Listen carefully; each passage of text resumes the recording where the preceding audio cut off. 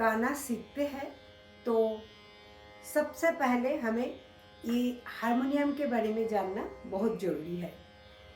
एक सिंगर के लिए हारमोनियम का क्या महत्व होते हैं और हारमोनियम कैसे वर्क करता है, तो हर अंग के बारे में तो ये हमें जानना बहुत ज़रूरी है। हमें हारमोनियम का पूरा फंक्शनिंग, कैसे हारमोनियम काम करता है, कैसे वर्क करता है, उसके बारे में जानकारी नहीं होने के कारण कभी भी हारमोनियम में छोटे मोटे प्रॉब्लम होने से हम बहुत परेशान हो जाते हैं। जब हम गाना सीखते हैं तो गाना सीखने के साथ साथ हम एक हारमोनियम वादक भी, अच्छा हारमोनियम वादक भी बन सकते हैं। तो आज का वीडियो जो भी वोकलिस्ट है, जो भी बिगिनर्स है, जो गाना सीखना शुरू कर रहे हैं, तो सबसे पहले आप जो यंत्र के द्वारा अपना संगीत की ओर अपना कदम आगे बढ़ा रहा है, तो वो यंत्र के बारे में आपको अच्छा से जानकारी होना चाहिए। जो भी फील्ड में हम जाते हैं, अगर हम डॉक्टर बनना चाहते हैं तो हमें जितने छोटे छोटे इंस्ट्रूमेंट होते हैं, स्टेथो से लेके हर कुछ, सब कैसे काम करता है, हर इंस्ट्रूमेंट को कौन सा नाम से जाना जाता है, ये सारी चीज़ हमें पता होना चाहिए। उसी तरह संगीत के फील्ड में जो भी स्टूडेंट आना चाहते हैं तो उनको भी सबसे पहले हारमोनियम के बारे में जानना जरूरी है। आज हम लोग हारमोनियम के बारे में जानेंगे। एक हारमोनियम बहुत ही एक अच्छा और सच्चा दोस्त होता है एक सिंगर के लिए, क्योंकि ये ऐसा दोस्त है, अगर इसी के साथ, हारमोनियम के साथ आपकी दोस्ती बहुत अच्छा से हो गया और गहरा दोस्ती हो गया, तो मानिए क्या आप एक अच्छा सिंगर जरूर बनेंगे। जैसे ज़िंदगी में एक अच्छा दोस्त की बहुत कमी होती है, तो उसी तरह अगर एक सिंगर ये हारमोनियम को बिल्कुल अच्छा दोस्त नहीं बना पाते हैं, तो कोई ना कोई जगह में उनकी कुछ ना कुछ कमियां रह जाती ही है।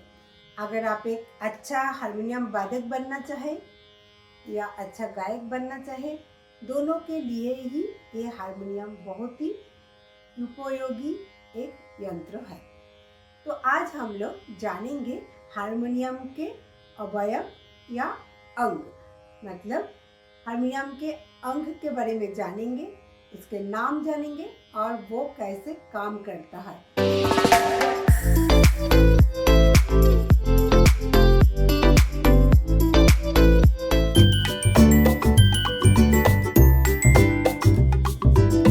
तो उससे पहले हम जानेंगे ये हारमोनियम यंत्रों का आविष्कार कहाँ से हुआ। तो चलिए हम शुरू करते हैं वहीं से। भारत में ये हारमोनियम का एक विशेष स्थान है। हारमोनियम सबसे पहले यूरोप में 19वीं सदी में इसे आविष्कार किया गया था और कुछ फ्रांसीसी ने ये यंत्रों को भारत में ले आए थे। भारत में लाने के बाद ये हारमोनियम का प्रचलन इतनी अधिक और इतनी जनप्रिय हो गया था, क्या ये हारमोनियम भारत के संगीत का एक अभिन्न अंग बन गया है। और ये हारमोनियम कहाँ से आया और कैसे इसका आविष्कार हुआ, ये हम लोगों ने जाना। फिर ये हारमोनियम धीरे धीरे भारत के संगीत में एक अभिन्न अंग बन गया है, जिसका प्रचलन बहुत होने लगे। और शुरुआती में हारमोनियम एक हाथों से और एक पैरों से बजाया जाता था, लेकिन पैरों से मीन्स पैदल किया जाता था और हाथ से बेलो किया जाता था। लेकिन ये हाथ से बजाने वाला हारमोनियम का चलन इतना अधिक हुआ कि धीरे धीरे वो पैदल करने वाली हारमोनियम का प्रयोग कम होते गया और उसी का कोई अस्तित्व नहीं बचा। तो अब हम देखेंगे एक हारमोनियम के इमेज से। हम पहले हारमोनियम के अंग के बारे में जानेंगे। सबसे पहले जानेंगे हारमोनियम का बेलो, जिसे हम धोकनी कहते हैं।